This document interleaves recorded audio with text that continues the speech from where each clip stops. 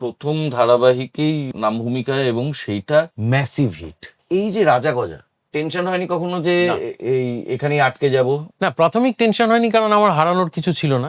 আর আমি টেলিভিশনের অভিনয়টাকে খুব ছোট চোখেই দেখতাম সেই সময়, এবং টেলিভিশনে কোনো ভালো কাজ হয় বলে আমি মনে করতাম না। ফলে যখন আমাকে বললো যে একটা অডিশন দিয়ে আয়, আমি গেলাম, যে চলো ঠিক আছে, যদি কিছু রোজগার টোজগার হয়। গিয়ে দেখলাম ওরা আমাকে নাম ভূমিকায় ভাবছে।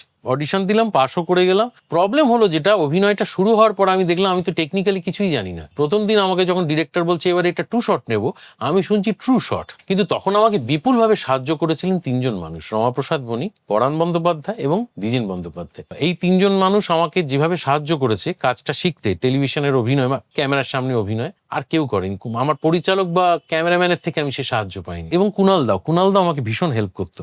কুণাল দা আসার পরই বলতো, তুই গোটা সিনটা আগে মুখস্থ করিস কেন, এত মুখস্থ করবি না, তুই আগে ডিরেক্টরকে জিজ্ঞেস কর কতটা মাস্টার নেবে, সেটুকু মুখস্থ কর, তারপরে গ্যাপ পাবি, আমাদের ক্লোজ হবে, আমরা সিনিয়র, তখন তুই তোর ওইগুলো মুখস্থ করি, পড়ে রাখ শুধু। আমাকে রমাদা বলতেন, তোমার প্যাক আপ হয় কটায়? আনন্দ দাদা 6টা 6:30। তারপরে কোথায় যাও? আমি, দাদা মেট্রো করে বাড়ি চলে যাই। যাবে না। কোথায় এডিট হয় খবর নাও, এডিটে চলে যাবে। ওনার কথা আমি পালন করেছিলাম, এডিটে যেতাম। কি যে সাহায্য হয়েছে তুমি ভাবতে পারবে না। এবং আমি বুঝলাম যে এতদিন আমার যে নাকুচু ভাবটা ছিল টেলিভিশন, সেটা একেবারেই ভুল।